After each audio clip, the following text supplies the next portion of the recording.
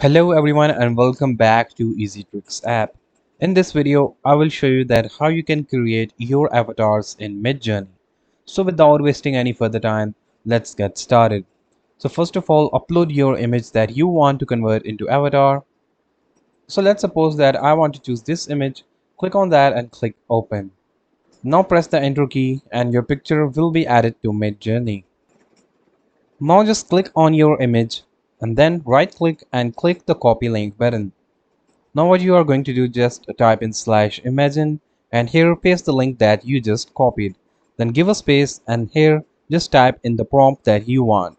So here I'm going to paste in my prompt which says an anime inspired avatar with large eyes and soft shading.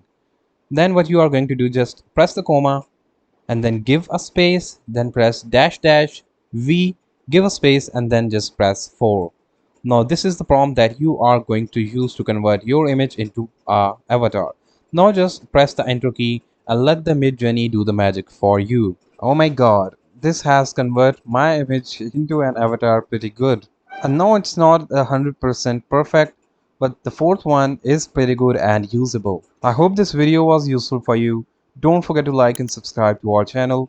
Thanks for watching and see you in the next video.